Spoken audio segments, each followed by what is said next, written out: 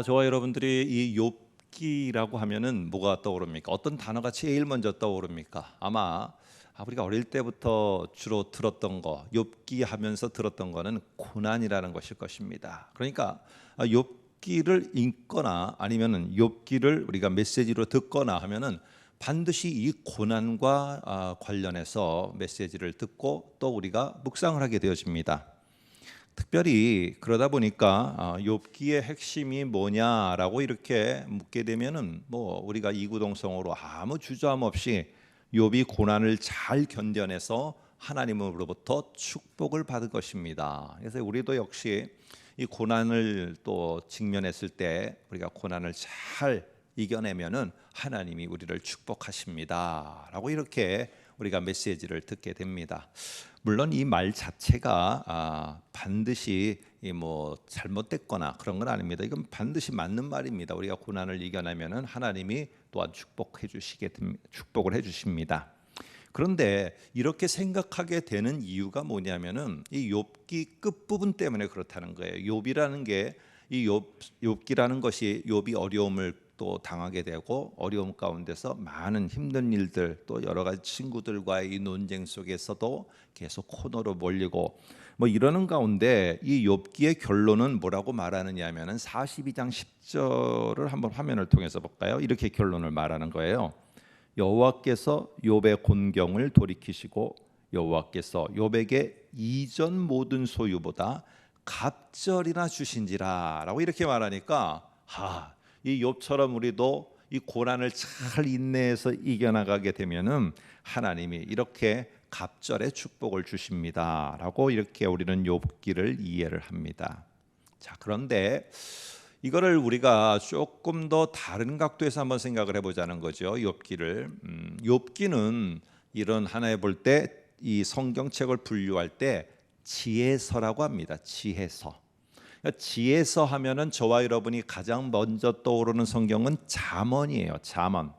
근데 이 잠언에 여러분들이 이 잠언의 교훈을 다 이렇게 어찌 보면 이게 다 산발적으로 이해를 하다 보니까 이게 잠언이 지금 뭘 말하려고 하는 것이지? 이 잠언이 지혜서인데 지혜서는 도대체 우리에게 뭘 말하려고 하는 것이지? 이 핵심을 놓칠 때가 많아요.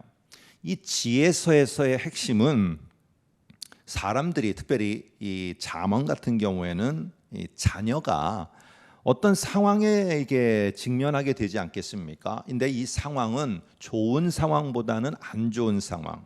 사업을 하는데 이상하게 사업이 꼬여지게 되어지고 또 직장을 내가 원하지만은 직장을 잘 선택하기가 쉽지 않고 등등 여러 가지 건강이 어렵거나 또 가정상의 여러 가지 어려움이 있거나 이런 일들이 직면하게 되었을 때에 이 상황에 직면했을 때 어려운 상황에 직면했을 때 이 상황에만 자꾸 집중해서 내가 이 상황을 지혜롭게 넘어가야지 하며 하나님 지혜롭게 넘어가게 해주세요라고 하면은 이 상황을 자꾸 보고 지혜롭게 넘어가야지 하면은 진짜 지혜롭게 보이는 길이 보입니다. 근데 그 길은 하나님이 보여주시는 길이 아니라 음녀가 이게 지혜인 척하면서 우리 앞에 열어놓는 길이에요. 그래서 교훈하는 것이 무엇이냐면은 아들들아 자녀들아 니네가 지혜롭게 한다고 하는데 그것이 잘 봐야지 그것은 나중에 보면은 이게 음녀가 이게 지혜로운 길인 척 보여줘서 나도 모르게 따라가다가 결론에 가면은 이게 다 헛된 것이 될 수 있다. 너희는 잘해라. 그러면 어떻게 그 상황에 직면했을 때 어떻게 하면 되는 건가? 오늘 지혜서는 말할 때 그 상황에 직면했을 때 상황에 집중하는 게 아니라 여전히 그 상황에서도 함께하는 하나님께만 막 집중해봐라. 하나님을 경외하고 그래서 지혜서이지만은 잠언이나 오늘 특별히 이 욥기나 등등 지혜서들은요 오늘 상황이라는 그 부분에 그리고 막 지혜에 집중하라고 그러지 않고 그 내용을 보면은 하나님께 집중하고 하나님께 신앙을 굳건히 지켜라 라고 말합니다. 그러면 그 상황 속에서 하나님께 집중을 하게 될 때 그때에는 하나님이 우리에게 하늘로부터 오는 지혜를 내려주시고 분별력을 주셔서 이게 하나님의 목적이었구나, 내 상황에 맞닥뜨린 것이 이런 것이었구나 라는 것을 깨닫게끔 해준다는 것이에요. 그래서 오늘 우리가 잊지 말아야 될 것은 욥기는 이런 메시지를 담고 있는 지혜서라는 거, 이걸 잊어버리면 안 돼요. 그래서 욥기는 고난을 잘 견디면 복을 받는다, 이 얘기가 아니고 어떤 상황에 직면했을 때 우리는 그 상황 속에서 하나님께만 집중하고 하나님 앞에 더 가까이 가게 되면 하나님이 정말로 하늘의 지혜를 주셔서 이 속에서 어떻게 내가 결정하고 나가야 될지 분별력을 주시게 된다. 그러므로 핵심은 뭐냐? 욥기의 핵심은 하나님을 경외하라, 하나님만 집중해라, 하나님께만 네가 신뢰감을 두어라. 이게 욥기의 핵심입니다. 이게 욥기의 핵심이에요. 여러분, 그래서 오늘 이런 것들 속에서 욥기 1장이라는 것은 욥기 전체의 이러한 내용을 이해하는데 아주 중요한 역할을 합니다. 그래서 욥기 1장을 그냥 우리가 지나쳐 버리게 되면은 욥기서를 오리무중으로 계속 이해하지 못하고 읽어 내려가는 일이 벌어지게 되어집니다. 근데 1장에서도 아주 우리에게 중요하게 제시되고 있는 특별한 표현입니다. 이 천상에서, 이 지상, 우리 이 땅 말고요, 저 천상에서 회의가 열려지는데 그 회의 장소에 갑자기 등장하는 게 있습니다. 이게 사탄입니다. 그러면서 사탄의 등장과 함께 하나님과의 대화의 장면이 1장, 2장에 등장을 해요.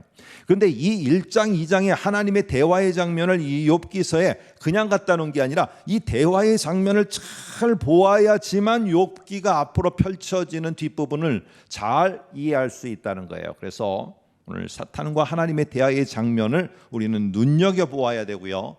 먼저 결론부터 말할게요. 이 욥기의 핵심은 무엇이냐? 이것입니다. 까닭이 없는데 나에게 아무런 하나님이 해주시는 게 없어요. 23년을 돌아보니까 아무것도 하나님이 내게 베풀어 주신 것이 없는 것 같아.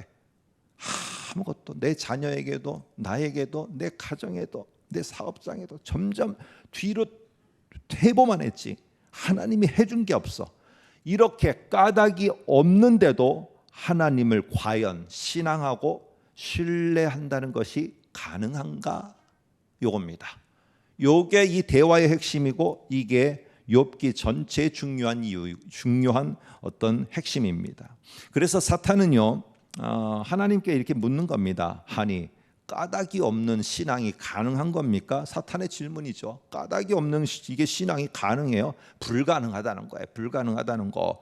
하나님이 복된 상황을 주시고 복된 상황을 자꾸만 열어주시고 하나님이 사업장의 문도 열어주시고 자녀들의 일취월장하고 나아가는 길이 있어야지, 그래야지 우리가 이 예배당의 이 예배의 자리도 지키는 거지. 하나님 보십시오, 그게요, 자녀가 꼬이고요, 갑자기 나도 꼬이고 내가 힘들어지고 이런 상황이 계속 그냥 연이어서 일어나면은 하나님의 자녀라고 하는, 저 하나님의 성도라고 하는 사람들도 예배당의 예배의 자리에서 한 사람 두 사람 떠날 거예요. 보세요, 저 다 뭐가 받으니까 지금 있는 거지 하나님이 주시지 않으면은요 낙심하고 다 떠난다니까요. 신앙도 떠나고요, 다 떠나요. 그럴 수밖에 없는 거예요.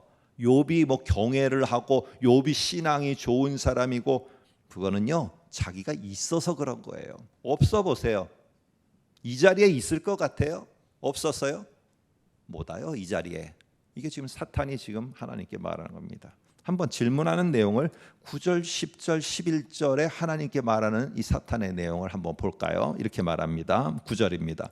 욥이 어찌 까닭 없이 받는 것도 없는데 하나님을 경외하리까? 절대 그런 일 없다는 거죠. 주께서 그와 그의 집과 그의 모든 소유물들을 울타리로 잘 보호해 주시고 지켜주시는 것이 막 눈에 확연하게 보이기 때문에 하나님을 믿는다고 신앙하는 거고 이렇게 예배하는 거지, 그게 없는다고 하면 그게 가능하겠습니까? 11절, 이제 주의 손을 한번 펴서 그의 모든 소유물을 치소서. 그리하시면 틀림없이 주를 향하여 욕하지 않겠나이까? 떠나갈 겁니다. 이 자리 텅텅 빌 겁니다. 아마 한번 보십시오. 틀림없는 겁니다. 이렇게 합니다. 사탄은 말하는 겁니다. 하나님이 좋은 것들, 부귀 영화를 주고 내가 신앙생활을 했으니까 그것에 대한 대가가 주어지고 이러니까 사람들이 여기에 예배를 하고 이렇게 하나님을 믿는다고 하고 하는 것이지, 사탄이 말하는 거죠. 아니, 까닭 없는 고난을 한번 보내보십시오. 내가 이유 없이 억울함을 당하고 어려운 상황에 직면하게 되면은 아마 이 자리 지키지 않을 거려. 이 자리에 없는 사람이 반 이상이 없어질 거려. 아마 분명히 이 자리에 하나님을 원망하며 하나님을 신뢰하는 것을 저버리는 사람들 있을 거예요. 여러분, 이럴 때 욥기는 말하는 것입니다. 이런 상황을 분명히 하나님의 사람들이 직면할 때에 이때 기억하라는 겁니다. 이때 필요한 것은 하나님을 그럼에도 더 깊이 신앙하고 하나님을 경외하고 붙잡게 되면은 하나님이 하늘로부터 지혜를 주셔서 오히려 말하는 위기 속에서도 새로운 기회, 새로운 것들을 하나님이 보여주시고 안 해본 것들을 해볼 수 있는 기회를 주시고 그 분별력을 주셔서 그 길을 찾아가게 하실 것이라는 거예요. 까닭 없이 잃어버릴 때가 있어요. 까닭 없이 내가 직장에서 떠나야 될 때가 있고 까닭 없이 내가 가진 것을 손해볼 때가 있어요. 어려운 상황에 직면한 욥에게 찾아온 세 친구의 대화가 어마어마하게 긴 그러한 장 속에 나타납니다. 여러분, 까닭 없이 어찌 고난이 있겠느냐는 거예요. 너는 죄 때문에 지금 징벌을 받아 이 고난을 받는 거라는 거예요. 그래서 고난이라는 이 상황에 자꾸 욥을 가두려고 그러는 거예요. 욥은 지금 주신 것도 하나님, 거둬가시는 것도 하나님, 하나님께 집중하려고 하는데 친구들이 와갖고는 계속 자기가 격려를 하고 이 문제를 해결해 준다고 하면서 전화를 계속하면서 뭐라고 그러느냐? 너는 죄로 인해서 징벌받은 거야. 빨리 회개해야지 이 고난이 물러가. 이렇게 말하고 있는 것입니다. 여러분, 이 상황에 있을 때 상황에 집중하게 되면은 오늘 그때 우리 귀에 잘 들리는 게 뭐냐면은 음녀의 소리가 잘 들려요. 근데 그거를 내가 분별력이 없으면은 하나님의 소리로 착각을 하는 거예요. 어떤 사람이 그런 경우가 있죠. 나는 이 문제 때문에 힘들어 하나님께 기도하면서 이 문제를 떨쳐버리려고 그래요. 하나님께 집중할 만하면 전화가 오는 거야. 어떻게 그 문제 잘 해결됐어? 잊어버릴 만하면 되는 거야. 또 잊어버릴 만하면 한 주 뒤에 어떻게 그건 잘 진행되고 있어? 또 생각나게 만드는 거예요. 그럼 그때부터 뭐 하느냐? 전화번호 차단. 여러분, 이게 나는 그 상황에서 벗어나서 하나님께 집중하고 싶은 거예요. 그런 것처럼 오늘 욥이 지금 그런 심정이라는 것이에요. 오늘 여기에 보면은 참 재미나는 것보다는 제가 참 마음에 와 닿았던 그 표현이 있습니다. 1장 9절을 한번 보시면은 사탄이 이렇게 묻습니다. 욥이 어찌 그 다음 말이다. 까닭 없이 하나님을 경외하리까. 여기서 까닭 없이는 부사형입니다. 부사. 이건 뭐냐면 동사, 명사, 부사 이렇게 있잖아요. 이런 게 있을 때 명사형은 뭐냐 하면은 은혜예요. 이 단어가. 저는 이걸 볼 때 너무너무 막 소름이 돋더라고요. 그래서 이 까닭 없이의 명사형은 은혜예요. 은혜. 근데 이걸 다시 부사형으로 바꾸면은 우리의 성경에는 까닭 없이라고 되어 있지만은 원래 은혜와 연관해서 더 아주 실질적인 표현은 이런 겁니다. 아무런 이유 없이, 아무런 대가 바라지 않고, 그 다음에 중요한 말 우리가 잘 아는 값없이예요. 값없이. 그래서 하나님께서는요, 나를 볼 때 아무 까닭이 없었어요. 나는 하나님께 뭔가를 보일 만한 공로도 없었고 내가 하나님께 보일 만한 아무것도 없어요. 아무 까닭이 없어요. 아무런 값어치를 할 만한 존재도 아니에요. 그런데 하나님이 어떻게 하셨느냐? 은혜를 베푸셨어요. 하나님이 우리에게 구원을 베푸셨어요. 어떻게요? 까닭 없이 은혜와 사랑과 구원을 베풀어 주실 거예요. 당신의 아들을 십자가에 죽이기까지 하면서 나는 아무것도 내세울 것 없고 드린 거 없는데, 까닭이 없는데 하나님은 나에게 은혜와 사랑과 구원을 베풀어 주셨어요. 여러분, 그렇다면은요, 정말 우리가 하나님의 은혜를 덧입고 살아가는 자고 하나님의 은혜 없이는 살 수 없다고 우리가 고백하는 자라면은 오늘 이 사탄이 한 질문 속에 까닭 없이 하나님을 신뢰하며 사는 삶이 가능하겠는가? 우리는 이 질문에 하나님의 은혜를 받은 자라면, 하나님이 나도 까닭 없이 나에게 은혜를 베풀어 주셨다는 것이 절실히 느끼는 자라면은 예스라고 답해야 돼요. 예스.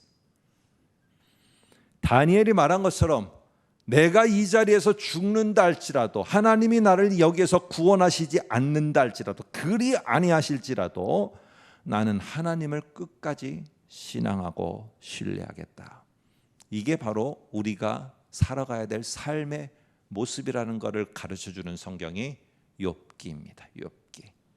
여러분, 하나님이 우리에게 그렇게 하신 것처럼 말입니다. 오늘 우리도 하나님에게 은혜를 받은 자라면, 비록 23년을 돌아봤을 때 나에게는 뭐가 있을까? 저 사람은 이게 은혜요, 저게 은혜요, 저게 감사요, 저게 감사한데 나는 감사라는 말을 하지만은 나는 하나님이 하나 추수할 게 내게 준 것이 없는 것 같은데, 그리 하실지라도 나는 하나님을 신뢰합니다.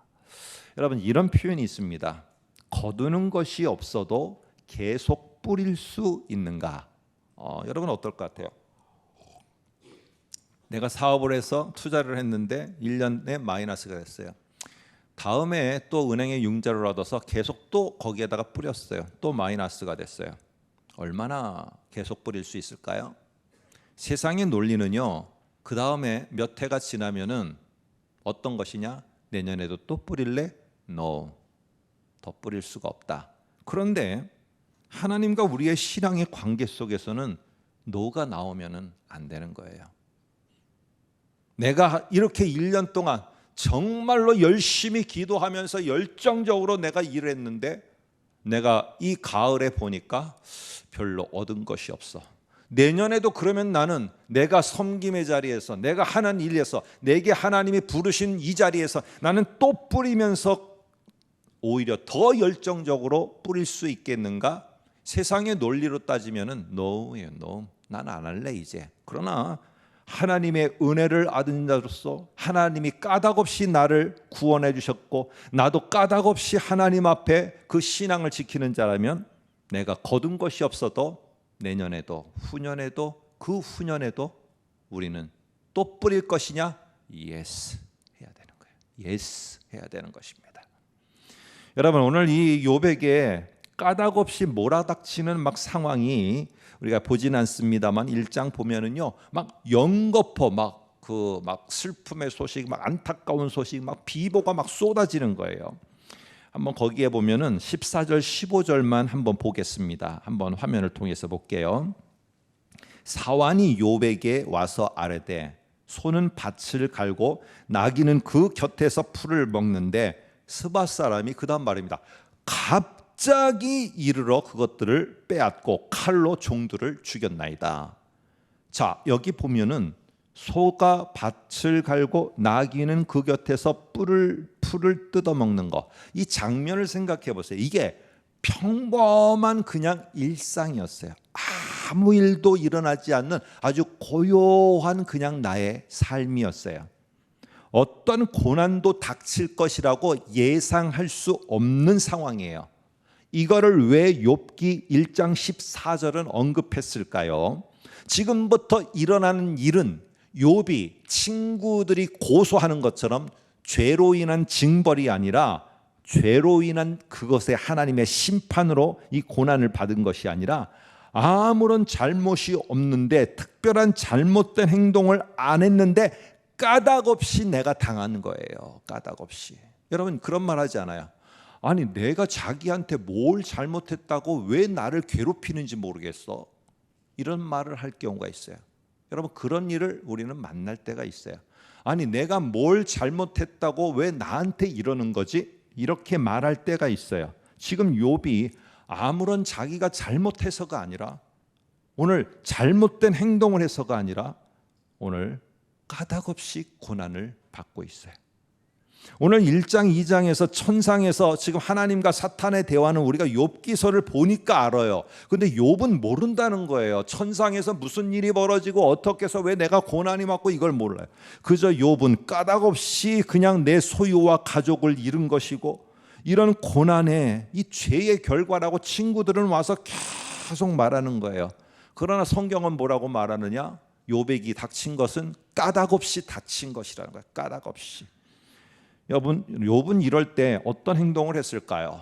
욥은 어떤 모습을 보였을까요? 우리는 이러한 까닭없이 찾아온 그러한 상황 가운데서 정말로 하나님의 지혜를 받아 분별력 있는 자라면 어떻게 해야 될까요? 어떻게 해야 될까요?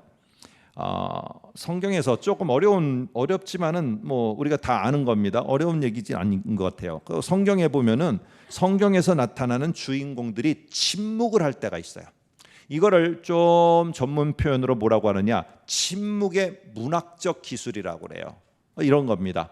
막 휘몰아치는 불행의 소식들이 막 들려옵니다. 그럼 아니 그게 뭐 욥이 뭐라고 말하는 내용이 나와야 되는데 막 그 불행의 소식이 들리고 막 사건 사고가 나타나는데 욥은 한마디도 하지 않습니다. 성경상에는 물론 했겠죠. 그러나 성경에는 욥이 뭐라고 말했다는 이야기를 한마디도 하지 않습니다. 중요한 순간까지. 이런 게 구약 성경에서 여러 번 나옵니다. 여러분이 잘 아시는 거 아브라함한테 하나님이 이삭을 바치라고 합니다. 그럴 때 이삭을 바치러 가서 그때까지 갈 때까지 여러분 이 아브라함은 침묵합니다. 말이 안 나옵니다.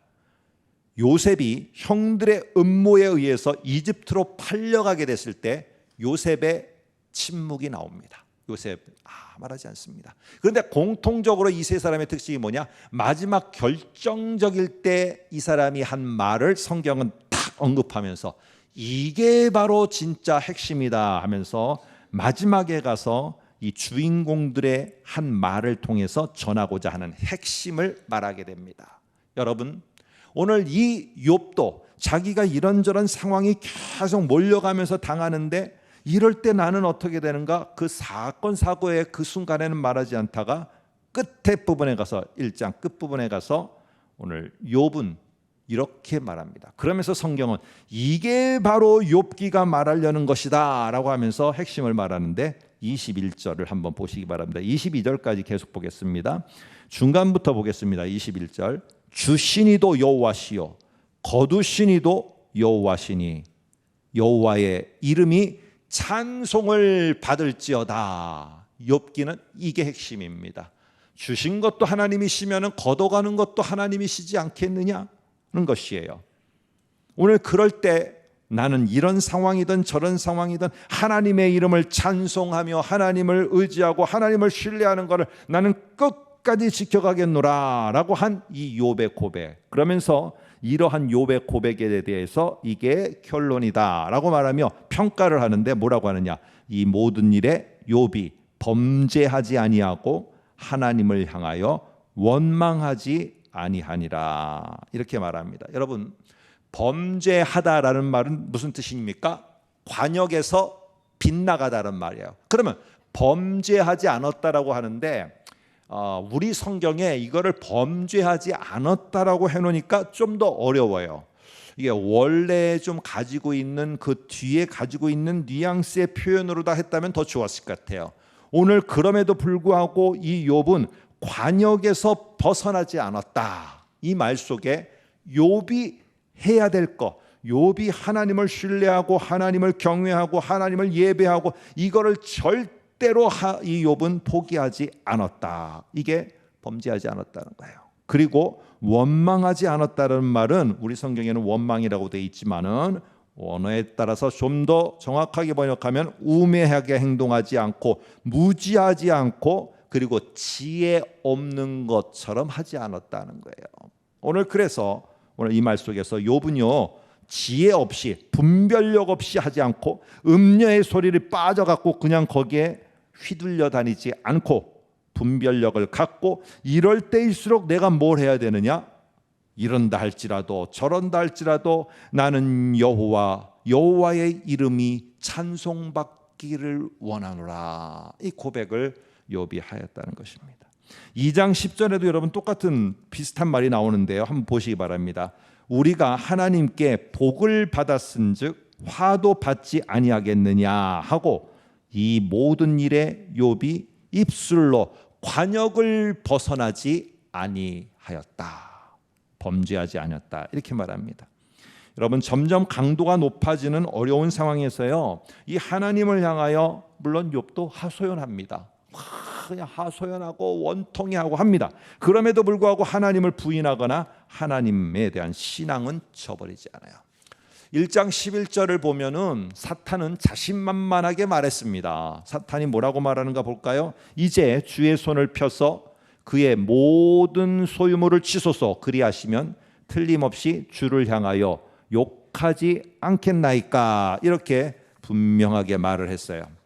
자, 그런데 여기에 보니까 결론은 뭐였느냐면요, 안 하는 거예요. 사탄은 이렇게 할 줄 알았어요. 모든 이 자리에 있는 자들이 다 잃어버리지만 이 자리 텅텅 비고 없어지고 예배하는 곳도 없어지고 하나님을 신앙하는 자도 없어질 줄 알았어요. 그런데 아닌 거예요. 욥은 안 그렇더라는 거예요. 결국에 이 사탄이 한 말, 이 논리가 전적으로 빗나가게 되었다라는 것을 나타내 줍니다. 여러분, 오늘 우리가 한번 이 욥기의 이야기와 함께 조금 더 한 걸음 더 앞으로 나아가면서 말하고 있는 이 하박국의 3장 17, 18, 19절을 좀 보면서 말씀을 마무리할까 하는데요. 요거는 욥기의 부분이기도 하고 욥기보다 앞에 더 부분을 나아가기도 하는, 그래서 잘 요약한 구절이라 본문은 다르지만 참고로 한번 보겠습니다. 한번 앞에 화면을 보세요. 비록 무화과 나무가 무성하지 못하며, 여기에는 다 no, 없다 이게 반복이 돼요. 포도나무의 열매가 없다, 감람나무의 소출이 없다, 밭에 먹을 것이 없다, 우리의 양이 없다, 외양간에 소가 없다. 그리할지라도 나는 여호와로 말미암아 즐거워하며 나의 구원의 하나님으로 말미암아 기뻐하며 예배하며 경외하며 하나님의 이름을 부르는 일을 멈추지 아니하리라. 여기까지는 딱 욥이에요. 그런데 하박국은 조금 더 진보시킵니다. 왜냐하면 이라고 하며 주 여호와는 나의 힘이시기 때문이다. 그 나의 힘이 되신 여호와가 나의 발을 사슴과 같게 하사 나를 나의 높은 곳으로 다니게 하실 것이기 때문이로다. 그래서 나는 없어도 나는 여호와 하나님을 기뻐하며 경배하며 가리라고 말합니다. 여러분, 이 다윗에게 하나님이 왕이 되리라는 약속을 주셨어요. 약속을 줬으면은 약속이 금방 성취가 돼야 되잖아요. 근데 성취가 안 되는 거예요. 10여 년 동안 우리가 사무엘서를 통해서 본 것처럼 너무 힘든 일, 정말로 까닭 없이 나를 죽이려는 자를 피해서 도망 다녀야 됐어요. 근데 나중에 결국 하나님이 그 약속을 성취해서 왕이 되게 하셨어요. 물론 하나님이 약속하신 거니까 성취하셨죠. 그러나 우리 인간 편에서 이 다윗에게는 뭐가 있었기에 하나님의 성취를 가져올 수 있었을까? 약속이 성취로 나아가는 것을. 그럴 때 우리는 이 다윗이 고난을 잘 참아냈기 때문에 그래서 하나님의 약속이 이 성취가 이루어질 수 있었던 거다. 아닙니다. 고난을 참아냈기 때문에 성취가 주어진 게 아니라요, 그 고난과 피난 다니고 계속 도망 다니고 이러면서 우울과 불안과 두려움과 이 잠 못 이루는 불면에 시달리는 동안에도 이 자체에만 집중하지 않았다는 거예요. 이 상황에 집중한 게 아니라 그런 속에서도 누구에게 집중했느냐? 하나님께 집중하며 그런 순간에 하나님께 집중하면서 써서 하나하나 당신의 이 다윗의 시를 써내려갔다는 거예요. 신앙 고백의 시를. 그래서 고난을 참아낸 것이 아니라 고난 속에서도 하나님께만 집중하며 하나님을 신뢰한다는 것을 증명해 보였기 때문에 결국 약속이 성취가 되어진 것입니다. 여러분, 우리 역시 우리의 상황 속에서 어렵고 힘들지만 다윗처럼 까닭이 내게 없어도 하나님을 신앙하고 하나님을 기뻐하고 하나님을 경외하고 신뢰함으로 말미암아 하박국의 말처럼 힘이 되신 나의 하나님이 은혜를 베풀어 주시는 이 놀라운 역사가 이번 한 주간에도 우리 모두에게 있기를 주의 이름으로 축복합니다.